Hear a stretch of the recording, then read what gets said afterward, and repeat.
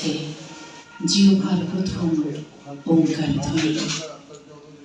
হাজার বছর আগে পিতৃপুরুষের কাছে ফেলে আসা প্রাচীন নক্ষত্রের নিসর্গের কাছে ফেলে আসা পাণ্ডুলিপি, মরক্কো লেদার জ্যাকেটে মোড়ানো প্রিয়তম পাণ্ডুলিপি আমার।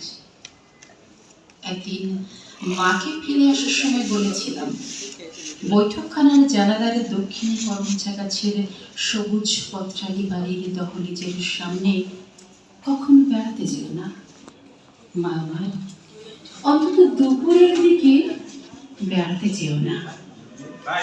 50-এর মন্বন্তর বাবা তখন আমাদের থাকার ঘরটি তৈরি করলেন।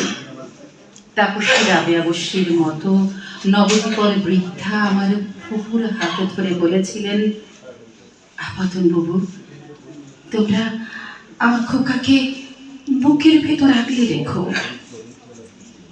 দ্বিতীয় মহাযুদ্ধের ডামাডোল কলকাতা, হুগলি, বাউরিয়া, টেকনাফ তখন থরথর করে কাঁপছিল। দুধের বাচ্চা বেড়ালের চোখও ফোটেনি তখন। সিলেটের পবিত্র জ্বালানি কবুতরগুলো কাঁপছিল। আমি দিন রাত্রির কথা স্মরণ করিয়ে দিতে দিতে বাংকারের দিকে লাফিয়ে পড়ছিলাম। চকচকে কোদাল আর জাপানি বেলচা দিয়ে খোদাই করা ট্রেঞ্চের দিকে, ক্রমশ যুদ্ধের ময়দানের দিকে। প্রখর নিঃশ্বাসে বাড়াচ্ছিলাম পা। বারবার আমার পুরনো পাণ্ডুলিপি, আমার দিন রাত্রির পাতাগুলো উল্টিয়ে যাচ্ছিলাম। একটির পর একটি নির্জন দুঃখ, নিজস্ব আগুন জলপাই রং বেয়াড়া গাড়িটার নিচে পড়ে আছে আমার পুরনো পাণ্ডুলিপি, দেহের কঙ্কাল রক্তাক্ত করটি।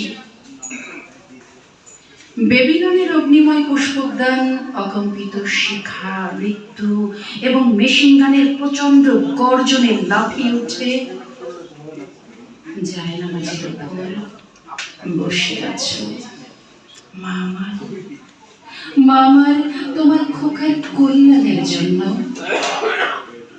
আমার দৃষ্টির সঙ্গে নির্জন বৌদ্ধভূমি, ঝোপঝাড়, স্টেশন, সন্ধ্যার স্তব্ধ জনস্রোত, আমার পিতা পিতামহ, প্রাচীনে চর্যাপদ, চণ্ডীদাস, আলাউল আরকানা রাজসভার ভাস্কর শব্দ প্রতিমা। জলপাই রং বেয়াড়া গাড়িটার নিচে পড়ে আছে মানুষের সারি সারি অসংখ্য গলিত লাশ। সাদা খাল্লায় ঢাকা আমার কাফনের ডান পাশে রেখে যাও আমার ফেলে আসা কালো রাত্রির পুরনো পাণ্ডুলিপি। আমার গন্তব্যহীন বেদুইনদের মতো কোথাও যাত্রা করিনি। আমার প্রাচীন পাণ্ডুলিপি হাতে তুলে নিলাম। কালো রাত্রির শৃঙ্খল ছুঁড়ে ফেলে আমি দ্রুতগামী অশ্বারোহীর মতো ছুটতে লাগলাম যুদ্ধের ময়দানের দিকে। আমার পাণ্ডুলিপির ভেতর সেনানায়কের জ্বলন্ত আগ্নেয়াস্ত্র, উদ্ভিদ, গুল্ম, নদী, নিসর্গ, বাস্তব জগৎবাসী এক নারী, তার সব কিছু শিকরণ করে আত্মা আবিষ্কার প্রক্রিয়ায় মগ্ন। আমি আমার পুরনো প্রাচীন পাণ্ডুলিপি হাতে তুলে নিয়ে রাত্রি 12:01 সময়ে আলিঙ্গন করছি। সূর্যের প্রথম আলোক চিহ্নের সঙ্গে দেখা হয়ে গেল। কথা বললাম পরস্পর। পৃথিবীর অন্যান্য অন্ধকার মিলিয়ে গেল অন্তহীন অরণ্যের অন্তরিক্ষের দিকে। নতুন নক্ষত্র মাথা উঁচু করে দাঁড়ালো।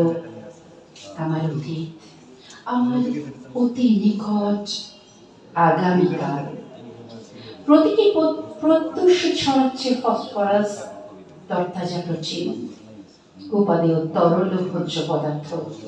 প্রাতরাশ থেকে মধ্যাহ্ন ভোজন, মধ্যাহ্ন ভোজ থেকে নৈশ ভোজ পর্যন্ত।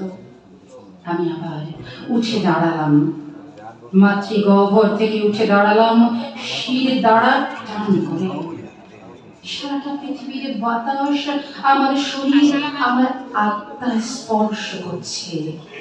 ক্রমাগত রেলগাড়ির শীষ সারাটা সকাল বসন্ত পাখির মাসি, নগরের রাস্তায় নরম রেশমি আলো, সৌরপল্লী স্বর্গের চাইতেও ফুটফুটে দিন রাত্রি, বাষ্পীয় দরজা জানালা উল্লসিত শীষ দিচ্ছে। পৃথিবীর আলোকিত কক্ষের ভেতর নির্মিত মানব ও মানবী বিশাল রাত্রি কতিপয় সহ্য কক্ষ আমি কণ্ঠস্বর শুনতে পাচ্ছি।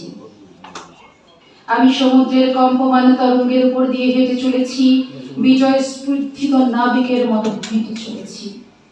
হিরণ চুমকে বসানো সবুজ শস্যের শরীর শীর্ষ বৃক্ষের পাতায় পাতায় আলোর উপত্যকার উপর দিয়ে হেঁটে চলেছি এক হিরণময় মহার্ঘ উৎসবে। অনন্তজীবী আদি পুরুষের অস্থির অস্থি, মাংসের মাংস থেকে যে নারীর কুসুমিত পবিত্র সঙ্গম, কোমল পুষ্পকরকের উৎসব, গুল্মময় অরণ্যের পাখি পতঙ্গের উৎসব, সেতারের নীল বেজে ওঠে নর্তকী জনসাগর। আমি উৎসব করছি পিতৃপুরুষের জন্য, আমরা নিজেদের জীবন্ত করে রাখছি। হে দিন রাত্রি, পৃথিবীর প্রাচীন বৃক্ষের প্রজ্ঞা, তোমার হাতে আমার পুরনো পাণ্ডুলিপি, আমার অপ্রকাশিত ভালোবাসা উৎসর্গ করলাম। দুর্দান্ত।